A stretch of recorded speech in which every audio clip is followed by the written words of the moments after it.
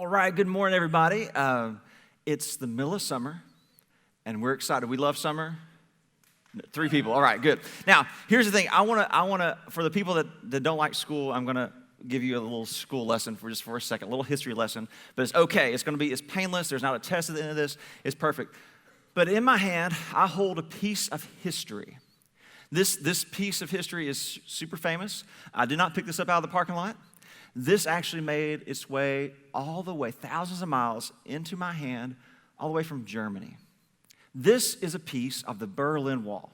Now, some of you may not know what the Berlin Wall is because the Berlin Wall was torn down in 1989, and if you were born after 1989, you don't really care about it. You're like, I don't even know what's going on. But the Berlin Wall was a huge symbol of oppression. It was a huge symbol of separation. And it started in 1945, actually. It was the history behind it is when World War II ended. The country of Germany, the Soviet Union, and the Allies, we said, hey, they can't be a whole country again. They can't just be left to their own devices again. We need to help regulate what happens there. And so the west side of Germany was taken by the Allies, and what we did, the Americans and the British and the French, we worked together to help establish democracy on that side of the country. But on the east side of the country, the eastern side was taken by the Soviet Union, and the Soviet Union said, listen, what we're going to do, we want to put this idea of communism and put this part into this world. And so what happened on the east side of Germany was there was oppression. There was this thing where the economy wasn't working well. People that didn't have food on one side of the country were suffering, and the people on the other side lived in freedom. There were great things going on there. In 1961, it got so crazy because people were just mass exodus leaving East Germany, coming to West Germany so they could have freedom. And the Soviet Union's like, we're not going to have that. And so in 61, they built a wall and started building a wall known as the Berlin Wall. It started as a barbed wire fence, and over time, it turned into little pieces of concrete that were all connected together to create this wall that separated people. And people that were from the same country initially were now separated. They were meant to be together, and they could live in the same freedom. Freedom was just across the way. And what was crazy, in the city of Berlin itself is like in the heart of East Germany. And so that country, or that city was split down the middle. And there's a wall 27 miles within the city itself where people could not come across. Hundreds of people lost their lives trying to get across from East Germany to West Germany so they could taste freedom. All because of a wall. All because there was separation, there were barriers there. And in 1987, there's a date here I want to make sure we hold this in here. On June 12th, 1987, Ronald Reagan went to the Berlin Wall. He gave a speech there in front of the Brandenburg Gate. And he spoke boldly to the German audience on the west side of the wall. And as he shared, he made a message for Mikhail Gorbachev, the leader of the Soviet Union. And it was very clear because Gorbachev had said, and the Soviet Union had said, we want to kind of ease our ways a little bit. We want our people on the eastern side to have freedom too. We want to help make things better. This Cold War that we've had, we want to kind of ease that up a little bit. We want to help our people have some freedom in East Germany. And President Reagan stood there at the wall with the Brandenburg Gate behind him, and he said, listen, it's great that you want, this is mass interpretation, okay? But he said, listen, it's great that you say you want these things for your people. It's great that you say you want these people to have this freedom, that you want that to occur. But if you really want to see that happen, Mr. Gorbachev, you need to open the Brandenburg Gate. You need to open the gates. Mr. Gorbachev, you need to tear down this wall. That he identified, here's the problem, if you really want it, if this is what you really want, then bit by bit, you're going to tear that thing down. You're going to destroy it. In 1989, that began to happen. And people flooded into freedom, and the country of Germany has prospered since that time. Because the people that could live in freedom got to live in freedom because someone tore down the wall. And this morning, that's what we want to talk about, not Eastern German history or anything like that, but what we want to talk about is eliminating barriers. And in our gathering, we have talked for the past several weeks about our vision statement, who we are. And there's a last part of that we're going to tackle today. And the vision statement, if you've missed, has been this. And this is on our website. You can see all this for real. It says, we are changing the way you think about church by teaching consistent biblical truth and eliminating barriers that keep people from growing in a relationship with Christ. And today it really is all about who we are, what we're about, our church. And if you're like, man, I'm just checking out today. Today's my first day. This is a great day to be here, because you get to hear the heart of who we are. And if you're someone who's here, and you've been here for like years and years, this is a great day to be here too, because it's a refresher, it's a reminder of who we are and why we do what we do. And one of the things that I've been answering and we've kind of running with for the past couple of weeks is really talking about discipleship. That's my role here at Christ Way. My goal is discipleship. And the word discipleship is kind of, it's questionable, because people I hear it, I don't really know what it means. What does it look like? And so we had a definition that we've been running with for the past several weeks, and this is one I want us to kind of just keep it in our brain. If you're like, if I'm discipling, this is what it looks like. And the discipleship is this. It's a determined intention to be more like Jesus. We're determined in that we know what our goal is, and there's nothing that's going to break us from that. We're going to keep doing that no matter what hits, no matter what goes on. Our heart is to be like Jesus. That's who we're created to be like. And the intent is, listen, I'm going to mess up. There's going to be times that I get off track, but I'm determined that I'm going to stay there. And my intent is I want to be like him, because he's called me to that. And the goal is, in every aspect of my life, is to be more like Jesus. And we talked the first week of this, we talked about that it's not just the why, it's not all the things about how we change the way we think about church or what we do to change the way we think about church. It's important that we know the why we do what we do, because otherwise it can become a checklist. It can become all the things, I've got to do this for God, and this for God, and this for God, and this for God, and mark all that off, and now I'm a good person. But we determine that love is why. This is a big thing, and you may have seen some shirts running around that say love is why, and you're wondering what that's about. But the picture of love is why is that Christ loved us first. And because he loved us, we can love others. We don't do a lot of good things just to do good things, to say, ooh, look how good I am. The picture is that because he loved me first, and I surrender to his love, that I can love like he did. And so we look at the love is why is that we love others like Jesus did, from approval, not for approval. The approval from approval means that God already loves me. He calls me his child. When I surrender to him, he adopts me into his family, and he loves me right where I am. I don't have to earn it. I don't have to try to do better and better and better. But I love others from approval, meaning that because I'm his child, that's the way I'm meant to act. That's what I was created to do. And we can go through, and today, this is so huge to hold on to. This is a huge thing to hold on to in our lives, is that if we begin to think that we have to work for approval from God and not from approval, we'll come out of today's message feeling guilty. We'll come out of today's message saying, oh man, I'm not good enough. No, what we're talking about today is who we were created to be if we are a follower of Jesus. This is our goal. This is our heart. So, we've talked about these things, and we're going to look back at the mission statement real quick. And it says, so we talked last week, it's changing the way we think about church, by teaching consistent biblical truth. So this idea of biblical truth is really simple. The biblical truth thing is this, is that we believe the Bible's true from beginning to end. That it's not just little parts of the Bible that we say, ooh, I want this, and I'll tattoo that on my back, but I don't believe the other parts. But we want the whole thing, and we understand that God's word is there so we can know him and know his heart, and that we have two things that we need to do to step into that. And those two things are being hungry and being humble. And not the hunger you're feeling right now as you're thinking about lunch, right? But the hungry of I know when something's good, and I want that. I know his truth, and I want that. And nothing's going to keep me from that. I'm going to desire his truth more than anything else. It's like if you're on the keto diet and you don't want carbs for some reason. I don't know what's wrong with you, but you know what you have to have, and you know what's going to nourish you. And that is what we want from God. We want his truth more than anything else. And then we're humble. We're in a place that we can learn, that we're teachable, that we haven't learned everything. We've not attained everything. And here's the thing, that I can teach what I know now while wanting to learn more. Because some of us, we disqualify ourselves to be teachers or to teach someone because, I haven't gained all the mastery. I don't know everything there is to know about the subject. I don't know everything there is to know about God. Here's the thing, you don't have to know everything, but you can teach where you're at right now. Teach what you know, the truth you know right now, and desire more truth. It's the life-on-life things that matter. And we're gonna catch this, because this is the last part of the mission statement, is this, and this is where we're kind of camping out today, is that we are changing the way you think about church by eliminating barriers that keep people from growing in a relationship with Christ. And our goal is to identify those barriers and remove them. Identify them and remove them. Identify them and remove them. And here's the key word, and one of the key words in this whole thing is this word right here, we. We. And you're like, well, who are the we? And we said last week that the we is anyone who has given their life to Christ and has surrendered their life to him and have been baptized. And if in our gathering in particular, it means that you've partnered with us. You've gone to Discovering Christ when you said, my heart is joined with the heart of this church, and we want to do this. So this is our vision statement. So if you're someone, you're the we. And the thing is this, is that this barrier thing is a big deal. It's a responsibility for all of us. And Jesus made a big deal about it.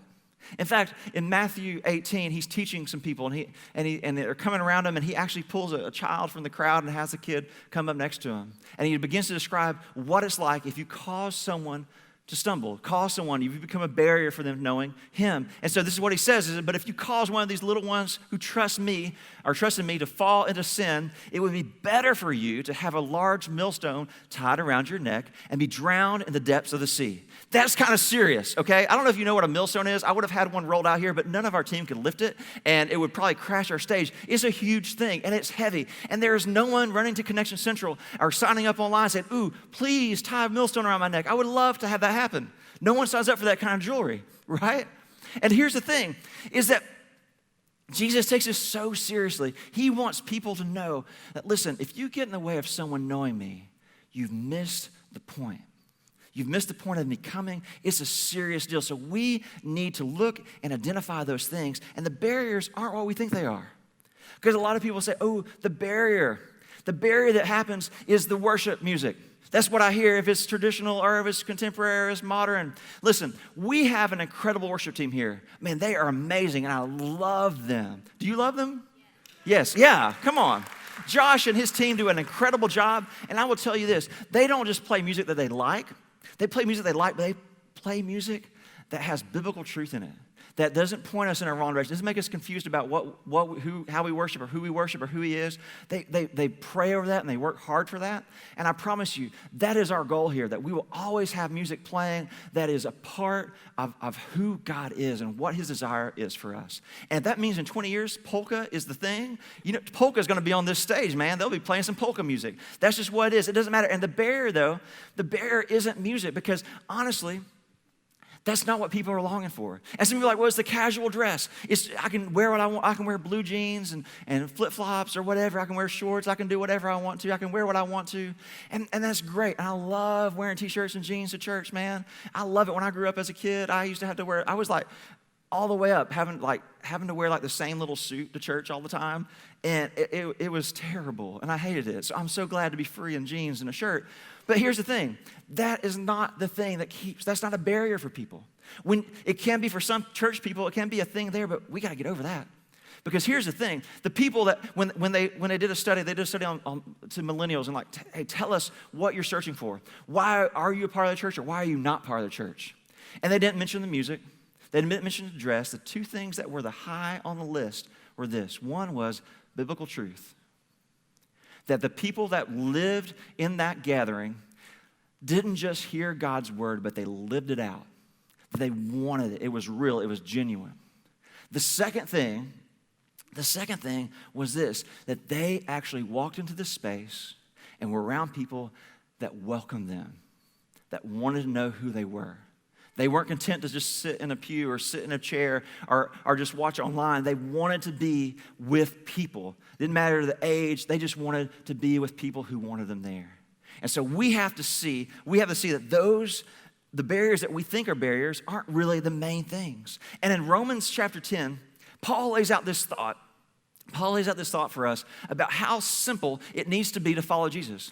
And how difficult sometimes it can be made. And so the first part of this passage in Romans 10 is I want you to pay attention how incredibly simple and how available Jesus wants to make himself to us. Look at this in verse 9, Romans chapter 10. Paul's saying this. He said, if you openly declare that Jesus is Lord and believe in your heart that God raised him from the dead, you will be saved. And verse 10 goes on, it says, for it is by believing in your heart that you are made right with God, and it is by openly declaring your faith that you are saved. It's by openly declaring. It's by believing in your heart. These are not a lot of hoops to jump through. It's knowing that he's your Savior and surrendering to him and identifying yourself with him and letting everybody know that Jesus is a part of your life. It's not a complication. In fact, he goes on in verse 11, he says, as the scriptures say, anyone who trusts in him will never be disgraced. And in verse 12 it says, Jew and Gentile are the same in this respect. They have the same Lord who gives generously to all who call on him. The Jew and Gentile thing is this. It means everybody. If you're Jewish, that's you. If you're not Jewish, that's you. It's everybody. The Gentile means anyone who's not Jewish. And he's saying, listen, everybody can know this Jesus. Everybody has been created to know him and have a relationship with him. That is not this thing of like, well, you know, that person doesn't need it. That person doesn't need it. We don't make that declaration. Jesus declares everybody, everyone, whether they're Hindu, whether they're Muslim, whether they're in Honduras or Ghana or Swaziland or in downtown Chattanooga, or your next door neighbor that like drives through your grass and you're so mad at them. They need Jesus too.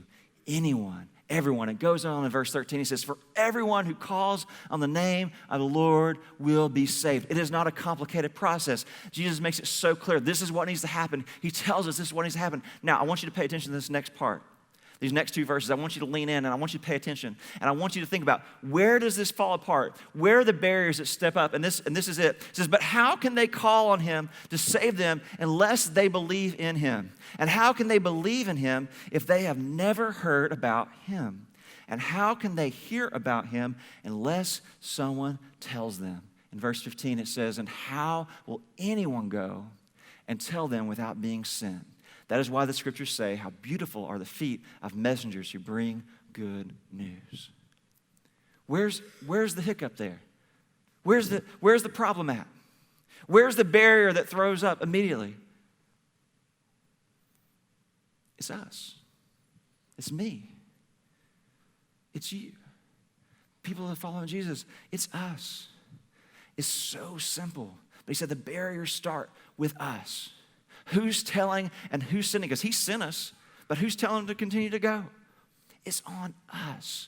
We are the place where the barriers start. In fact, there's a scripture as a prayer in the book of Psalms. It's so full of such incredible stuff, and it shows us God's heart. And David in Psalms 139 lays out a prayer that I think would be incredible. Maybe it just needs to be your prayer for the week. Maybe it needs to be your prayer before you walk into work, or maybe before you like have that family dinner, or maybe it's just whatever goes on. This could be a prayer for you and for me to step into, to lean on so fervently that we understand that there's a different standard. It's not mine, but it's his. It's Psalms 139, verses 23 and 24. It says this, and this is David's prayer. It says, search me, O God, and know my heart. Test me and know my anxious thoughts.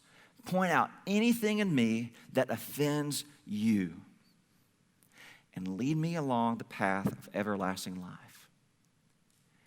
Point out anything in me that offends you. The measurement isn't what I think I'm good with. The measurement isn't, well, Lord, I just want to do this. The measurement is, God, look at my life, every single part of me. I want you to look at every single part of my life, and I want you to declare what offends you. Not what I'm good with, but what offends you. What are the parts that you say, no, you need to change your heart about your neighbor. No, you need to help this. And he's saying those things that what offends him is because we're supposed to be more like him. And if our goal is to be more like him, then wouldn't it be wise for us to sit and say, okay, show me what it's like to be like you. Show me what it's like to be like you. And I think if this is a prayer that we adopt, if this is a prayer that we start with, because I think there's people in the room today and that maybe you just came in and you're like, this message is probably for someone else. I can think of someone else. But I want us to take just a moment right here. I want to pray for me, and I want to pray over our gathering that we would look right now in our heart and say, God, is there anything in me that offends you? Would you join me just as we pray? Father, I ask, God, that you would just break down the walls right now in our lives that we look at and say, oh, it's someone else's job, it's someone else's thing, someone else can take care of that. I hear this, and it must be my neighbor, it must be my friend, whatever. But that we would look and ask you right now, Lord, that you would point out anything in me that offends you. If there's any part of me that doesn't look like you, I want you to take it. Let there be less of me and more of you. Let me understand who you are. And I want to be like that. God, that there is such a need in this world for people to know you. Lord, I don't want to be a barrier. I don't want to be a barrier. So identify those things in me. Identify those things in me so that others won't be clouded when it comes to knowing you. We ask these things in your name. Amen. Now, here's the deal. Here's the deal, is that we need to start with two things. The first is this, is that we know that it starts with us, but it starts in different lands for us. And I really want to start with the first barrier. I want to give you some practical things, and I think there's a couple places to look for these practical things. The first one is external. Like it's the things outside this building, outside this space. And I think that's one of the most important things, is that if we're outside this space, outside this world, that we are needing to engage our culture and engage the people around us. It is a barrier when we say, hey, I hope they show up at our church. We got a banner on the side of our building. And if that's what we're depending on for someone to pull into our door and get to know people, we've missed it. If we want people to follow Jesus, because they may never come into our door, then we can't just say, oh, man, I hope they figure it out. But we need to engage our culture. As much as our hearts turn to Honduras and Swaziland and all those places, that doesn't need to be like a week of our lives or 2 weeks of our lives. That needs to be a life that we're going to our workplace saying, I want to engage our culture. I want to post things on social media that engage people, not turn them away. I want to dialogue with my coworker about things and not be divisive and not give them a picture of something or anything less than Jesus and who he is and his love for them. We have to look at the external things and say, we got to engage into our world. We have to engage into our people. Before anyone ever sets their foot in this space, we need to engage them. And it's all of our jobs. It's not just mine. It's not just John. It's not just the elders. It's everyone that is a part of the gathering. Now, a couple weeks ago, and maybe this will help get a picture of this. A couple weeks ago, I was a part of a wedding. And weddings are awesome. Everybody loves a wedding. Everybody loves their wedding reception. But if you're in the bridal party, I just want to give you a note. If you're ever a part of the bridal party, one of the things you get to do, you not only get to stand with the bride and groom and do all that, but there is a small responsibility that no one sells you on from the very beginning. Because they're like, ooh, you get to wear a dress, you get to wear this jacket, we're going to have a bachelor party, we're going to have a bachelorette party, we're going to have a great time, it's going to be so fantastic, we're going to get cute pictures, we're all going to skip together, do whatever. It's not that. The thing we miss is the part at the end of the reception where the bridal party is supposed to clean up. Did you know that? Some of you are laughing because like, yeah, I knew that. That's why I didn't hang around.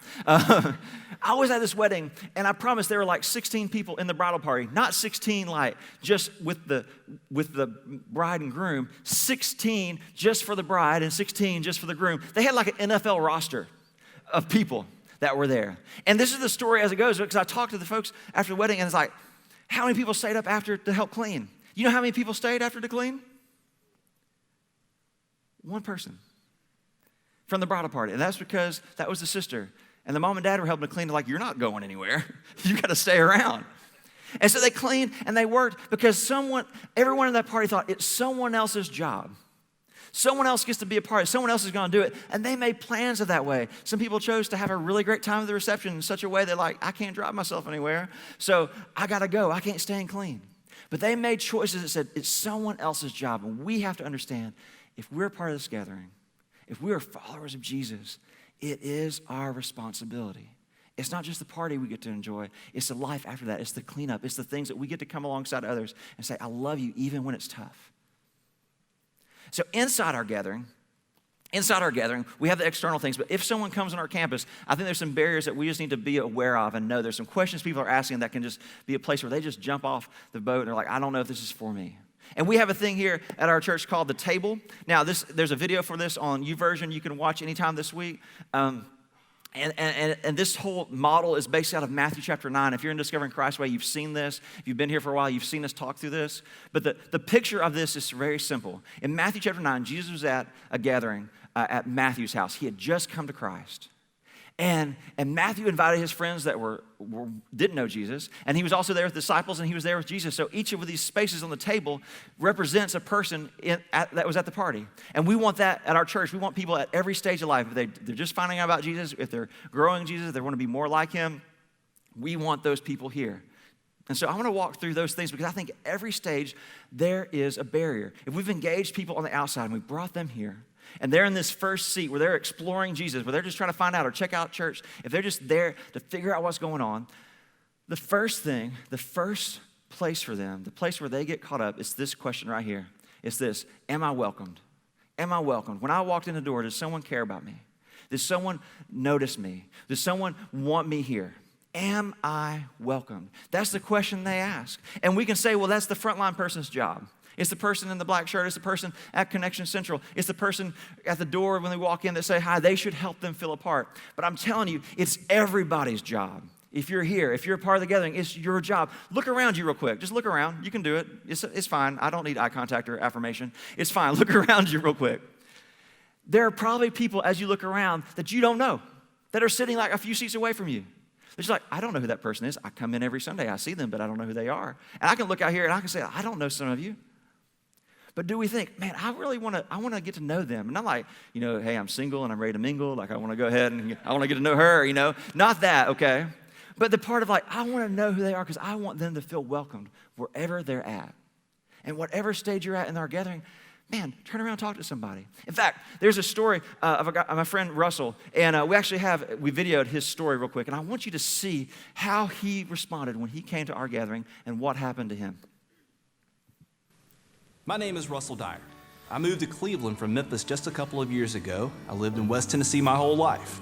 I had a great job there and was part of a fantastic church where I was heavily involved in youth ministry. The move was easy. My old house sold quickly, the job was great, and I found a new house here easily. Honestly, the biggest challenge was actually finding a new church home. So I was looking for a church. I asked for suggestions and I did a lot of looking online. I made those random Sunday visits and bounced from church to church. Eventually, I made it to Christway. Now, keep in mind, I'm looking for church that has opportunity for me to serve in youth like I had done since college. And my first Sunday at Christway, the youth group had just returned from weekend retreat. The youth were everywhere, and I loved that. It felt like what I was part of back in Memphis. I sat by myself that Sunday and the next. I didn't really know anyone here yet, at least in the gathering I was attending. So this one Sunday, I was sitting there, waiting on things to start, and this long-haired, hippie-looking guy with a ton of tattoos came over and talked to me. This guy's name was Nate.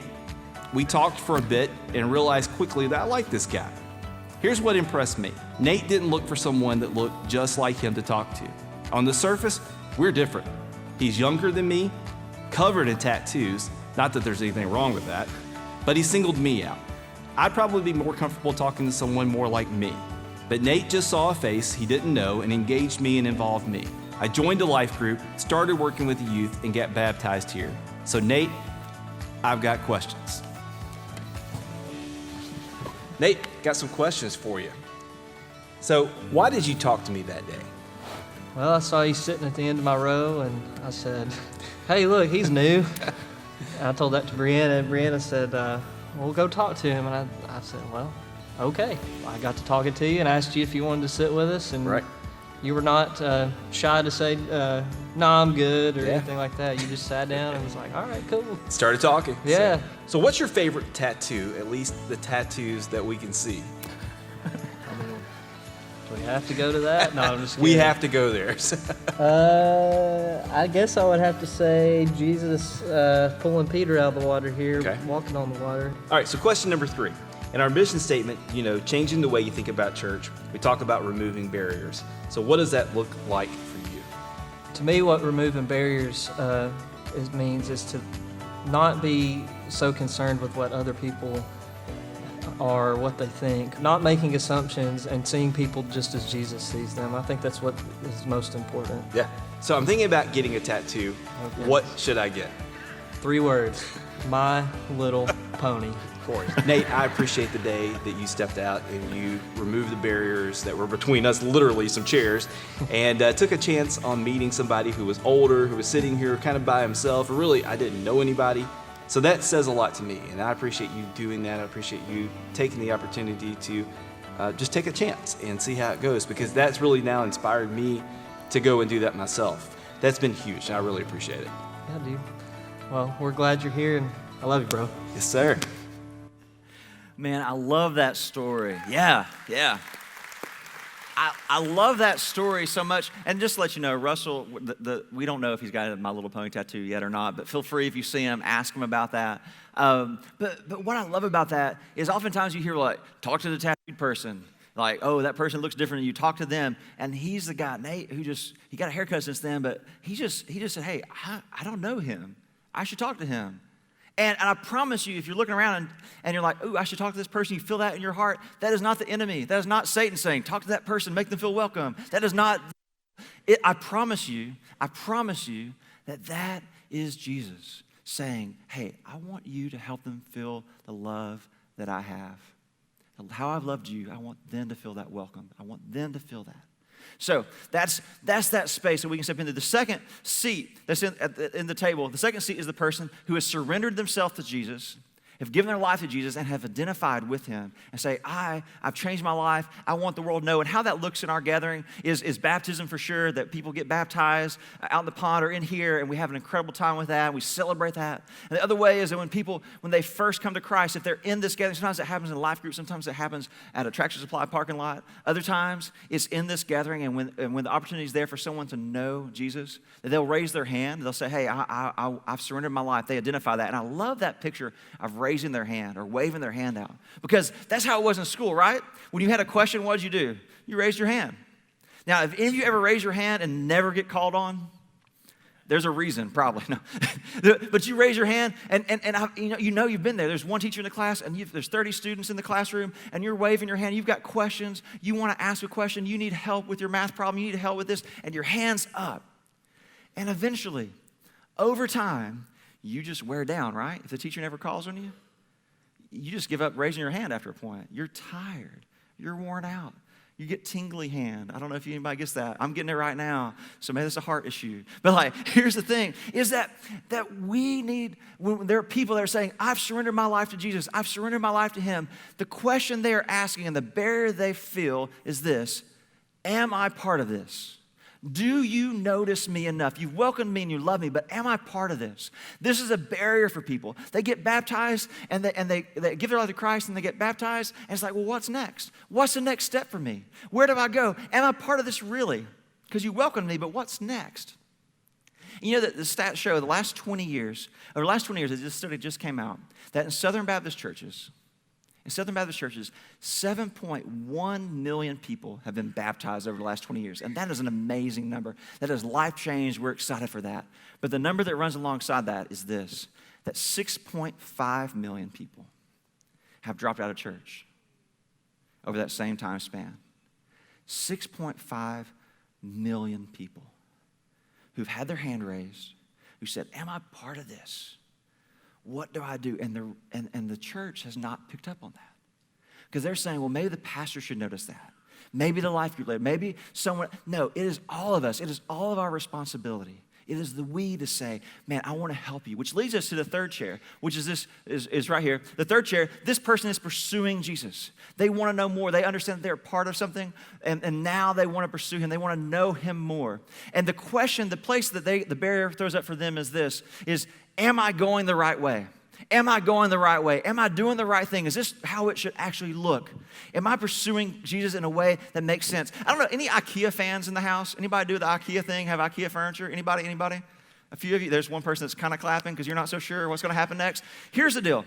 If you've ever done anything from IKEA, you have experienced the pain that I feel. Because you buy the thing, it looks really good in the store, right? That you walk through and you get like a hot dog, it's fantastic. And then you get the item and it gets to your house, and you're like, I want to look like what I saw. And you open up the box, and then there's directions. And those directions are in Swedish.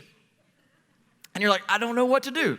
And so you start trying to make a desk, and by the time you're done with the desk, it's like a lamp. And you didn't even know there was electricity that was running through it, but you somehow have made that happen because you don't know what's happening. This isn't the intended result. Am I doing the right thing? And I think there's so many people that come to church and hear someone speak and teach, and they hear somebody say, oh, this is good, but then we do not come beside them, that life-on-life thing to say, man, I want to come beside you and help you. I want to show you what it's like. Because what we do when we say, hey, it should look like this, and we just point the direction, we create disillusioned learners because they don't understand the struggle. They don't know what it's like. And the question that keeps coming up in their mind is, am I doing the right thing? And a lot of people, when you can't figure out the right thing, you just kind of just muddle through and make it. And it's not what it's intended to be. And I think for us, man, it's such a huge thing that we can come alongside people. And not just like, well, I want to invite them to life group. Life group is amazing. And it's a beautiful thing. But if you just go to your life group just to sit in your group and hope someone can teach you and hope they can take care of the new person, or hope they can invite, we're starting life groups in like a month. And your heart should be, I want to be a part of a life group, but I want to help somebody along in it. Not just go just because all my friends are there, but I want to help someone along in it so I can help them know more about Christ. There's fulfillment in that. You're helping break down barriers. You're identifying barriers and you're removing them. And it's in your life. When you think it's someone else's job, that's the first sign that's a problem. Tear that wall down. Now, the fourth seat is right here because it says a 4. That's how we know. And the fourth seat is the person who's giving like Jesus. Who's giving like Jesus. And a lot of us think, well, the fourth seat is the person that's just a teacher. So if I teach a life group, or I teach in the kids in the Wahoo or the Treehouse, or I teach with student ministry or college ministry, then that means that I'm in seat 4. Let me clarify something. Seat 4 is the person who's giving like Jesus. It doesn't mean that you just attained a position, but it means that you are someone who is teaching someone, and the people that you are teaching is teaching someone. Does that make sense? That you're pouring into someone's life, investing into them, and that person is investing into someone else. Because that's the picture that Jesus did. That he continued to give himself and give himself. And the question that comes up in this thing is, am I done? We can get to that space where we think, well, I've attained it, I know it. And the question is, am I done? And the answer is no. And if that barrier for you is like, well, I've given too much, I've done too much, then you may have missed the point. Because remember, we're coming from a place of approval, not for approval. So the place for us is we need to give and live our life like Jesus. And that means that I pour into people. It may mean that I'm running camera in the back, and that's the only time my schedule has to come and run a camera in the back of the room. I'm not teaching anybody, but in my workplace, there's a guy that I've been working with for the last several weeks or months or years, and I'm telling them about Jesus a little bit at a time. And maybe at lunch break, I'm praying with them, and they've come to know Christ, and they're attending somewhere else, but I'm still coming beside them and pouring into them, and they begin pouring into someone else. It doesn't matter where you are, what your position or title is, it's that you are willing to let God use you where you are and teach what you know and let others teach that. And we see this lived out in the life of Jesus. If our heart is to be more like Jesus, then how did he live that out? Well, he definitely engaged us. He came from heaven to us. He set aside his kingly crowns and his rights as God and came here. So he definitely engages us right where we're at. And he definitely loves us and welcomes us. That he comes and he loved us right where we are, cares for us right where we are. He engaged people on this earth, and he walked with them and he loved them. He didn't say, you got to do these 3 things to be right. I just want to love you right where you are. And he definitely was helped people feel a part of what he was doing.